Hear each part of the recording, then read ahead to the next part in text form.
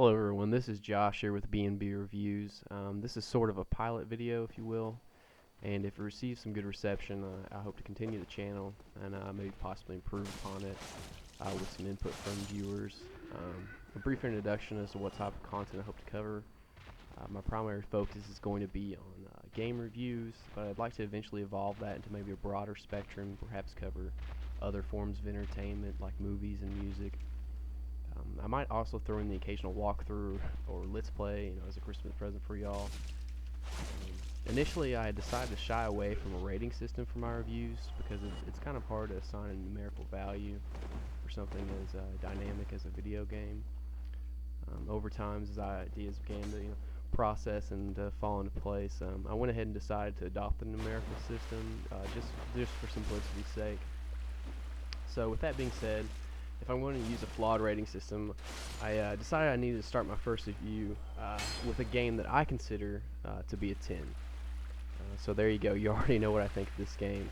But I can't very well start out, my first review and give a 7.5 without any other content as a reference point. One more quick note, all the music and graphics, I'm making them from scratch. So I'll gladly take any kind of contribution, and you will be recognized for your work, just not in any kind of monetary way for now. Also, I'm kind of limited on tech right now, so the only reviews I can do are for the PlayStation 3, the Xbox 360, and the Wii U. I assure you though, if the show becomes a success, that'll change. I pretty much own every system you could imagine. So, with beer in hand, I guess let's begin.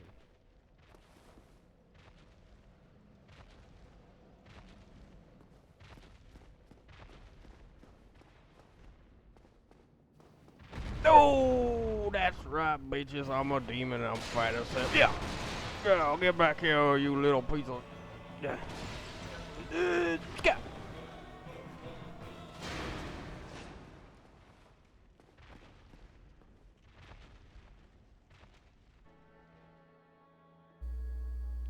For those of you who didn't recognize the two video games in the intro, they were the excellent Ghouls and Ghosts for the Sega Genesis and the brutal but fun Sword of the Berserk, which is actually based on my favorite manga, also named Berserk, and that game is for the Sega Dreamcast.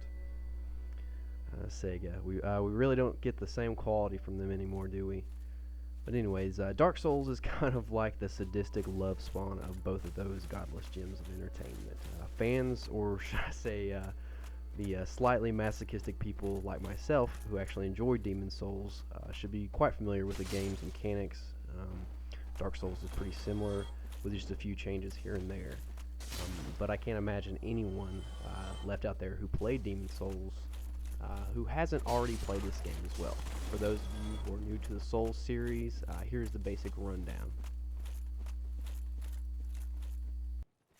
It takes mastering the basic controls before you can hope to even spar with the weakest enemies, if there is such a thing in Dark Souls. Dark Souls use a precise real-time combat system, mixing melee, spells, miracles, pyromancy, and a bit of archery here and there. Unlike other RPGs though, Dark Souls will kick your ass in a hurry if you haven't mastered the fine arts of blocking, parrying, backstabbing, rolling, and sometimes just running for your life. Players have the choice of developing their own play styles, using any of the aforementioned skills, or like me, a concoction of all of the above. It just feels intuitive. Stamina depletes with each block and swing of your weapon, but refills in as much time as you would imagine it would take to catch a breath. Unlike Demon Souls, spells are now limited to a certain number of uses between bonfires, forcing characters to develop melee skills, and that keeps gameplay exciting.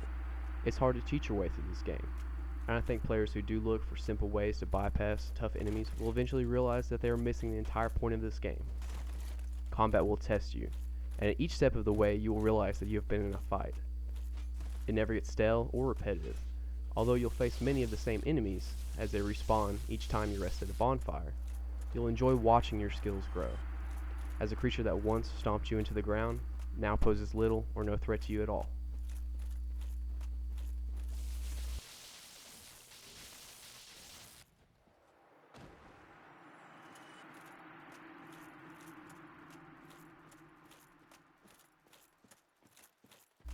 What dost thou say? Wilt thou not join us? Dark Souls got talking cats. As I believe we would I mean, shit, why don't other games have stuff like this?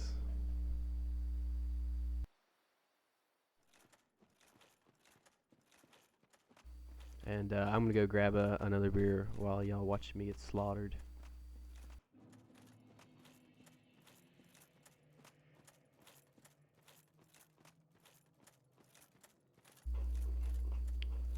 Alright, let's talk about difficulty.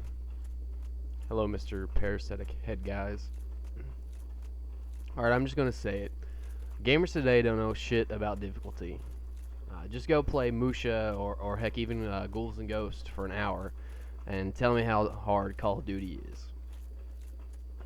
So I'd like to use the word classic instead of difficult. But I don't want to confuse anybody, so I'm not going to do that. And I really don't want to spend too much on the subject anyways, because this game has been reviewed to death, and it's pretty infamous for just how hard it can be. But I like to think that the game isn't necessarily more difficult than other games. It just expects more out of you. It's stern, stern but fair. Throughout my travels, in the world of Lordran, never once did I experience a cheap death. Rather, I had learning experience. You have lots and lots of learning experiences. And besides difficulty, it shouldn't turn anyone away from Dark Souls. I promise the game will teach you to kill. It'll teach some faster than it'll teach others.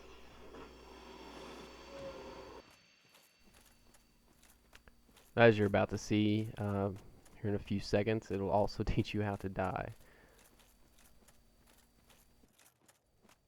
I think it's funny anyways that there's demons down here that have to keep people out.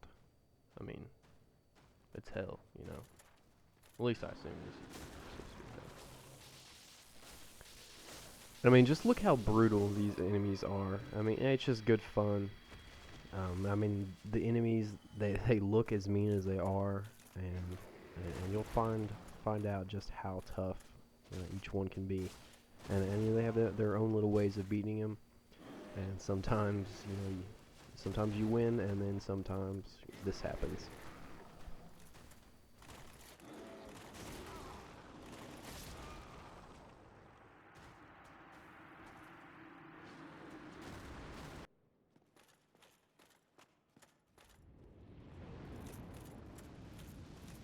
A dragon. Well, actually, it's a Hellkite. I'm not going to give away any spoilers, but just let me tell you, this boss, when I first started playing, really pissed me off the first time about this game, because I could not get past it. And I'm not going to give any spoilers, but it's actually pretty simple what you have to do, but you can find that out on your own. But anyways, let's talk about boss fights. As I burn to a crisp.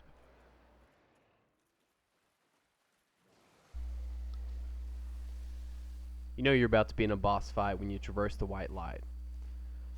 I don't know why that just came out like a Jeff Foxworthy joke. I'll probably take.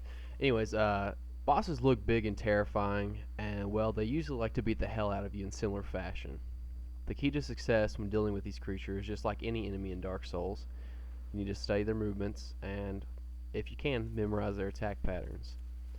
Once you have this figured out, and kind of have a grasp on the creature's weakness, I'm not going to say that it'll make it any easier for you, but it'll at least level the playing field. You might still get smashed. There are numerous bosses in this game, and they can be pretty damn frustrating, especially if you're like me and like to figure everything out on your own. Another note, also try to pay attention to every boss encounter. Sometimes it seems random, like what the hell is this boss doing here? But I assure you that every boss actually fits into the storyline in its own unique way. You just kind of have to keep an eye out for that.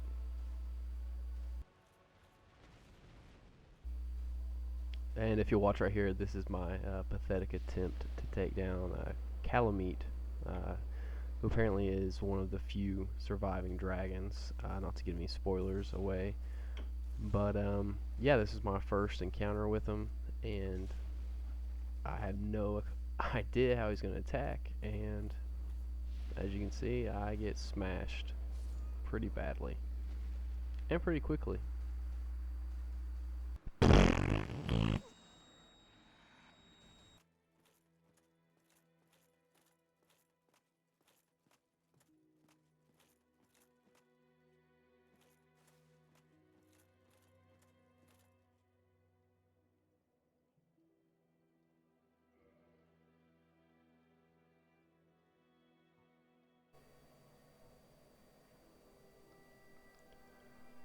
Alright, let's talk about inventory. Good God, let's talk about inventory. I promised myself I wouldn't compare this game to Skyrim, but I am a notorious liar. Let me just say this, Dark Souls inventory is leagues ahead of really any other RPG you can get on the PS3 or the Xbox 360. When it Unlike, Dragon Age or Skyrim, where you have a million useless items stacked up and a cluster fudge of stuffery, and you have to spend time, itemizing and destroying and storing these mundane, possibly useful at some point, items. No friends. Dark Souls takes a much simpler approach to items.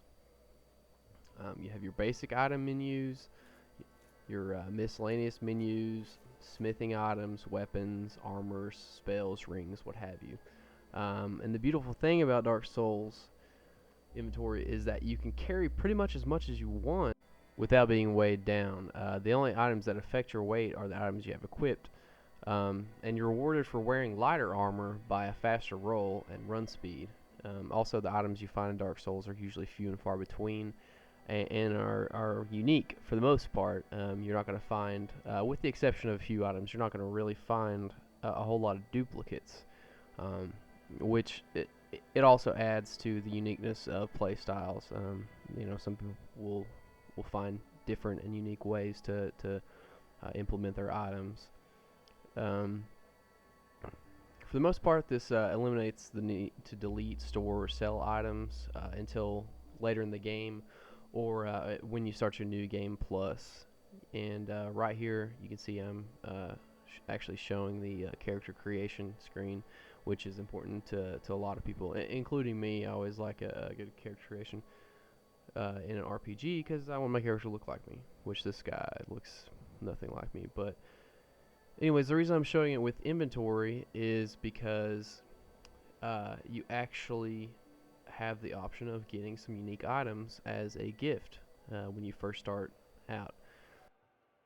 Alright, bonfires. What bonfires are, they're basically checkpoints throughout Dark Souls, and you have to light the bonfires as you go. When you rest at them, it basically replenishes your health and magic. And you can do various, upkeep and maintenance. You can level up at a bonfire, and right here you can see I'm attuning magic, which is sorceries, miracles, and pyromancy, which depending on how many attunement slots you have is how many different spells you can equip. And each spell is limited to a number of uses, but as you rest at bonfires, you'll replenish that. You'll find them throughout the world. They're pretty common, and when you die, you'll respawn at the bonfire that you were last at. And here I am, burning shit down. Holy crap, that's a cool ass spell.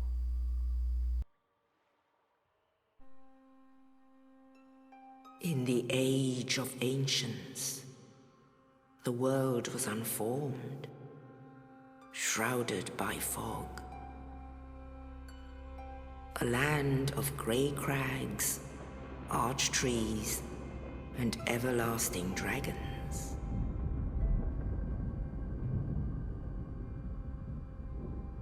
But then there was fire, and with fire came disparity. Heat and cold, life and death, and of course, light and dark.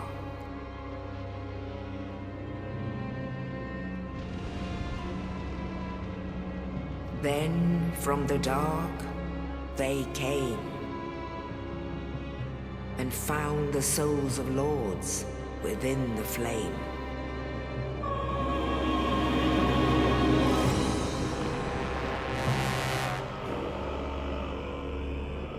Nito, the first of the dead.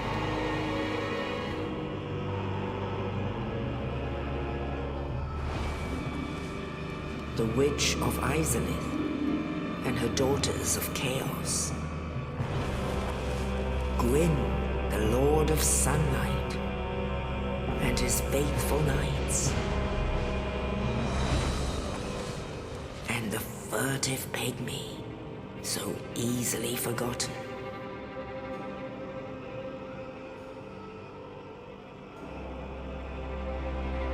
With the strength of lords, they challenged the dragons. Gwyn's mighty bolts peeled apart their stone skills. The witches weaved great firestorms. Nito unleashed a miasma of death and disease. And Seath the Scaleless betrayed his own, and the dragons were no more.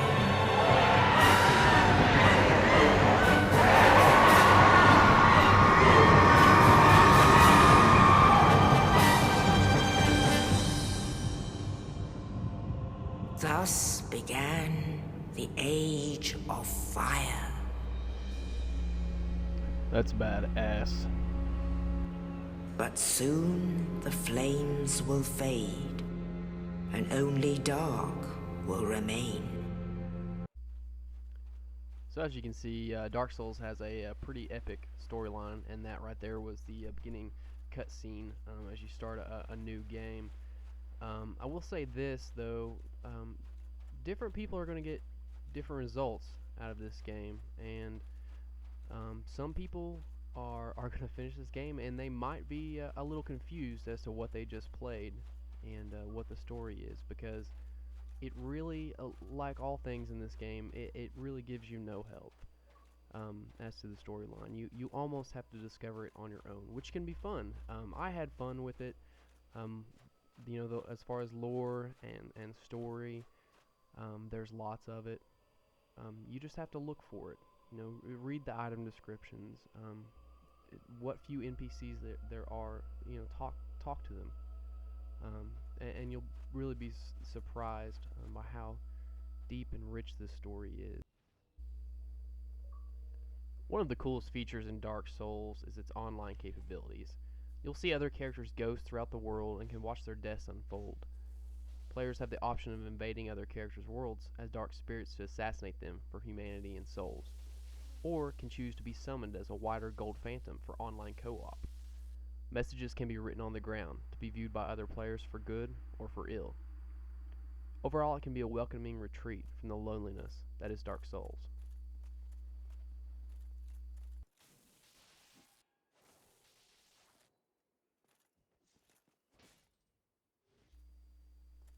Dark Souls is a refreshing take on the action-adventure RPG. With gratuitous challenges and a gorgeous world to explore, this adventure is what I consider to be near perfection. That's why B&B Reviews gives its first rating to Dark Souls, 10 out of 10.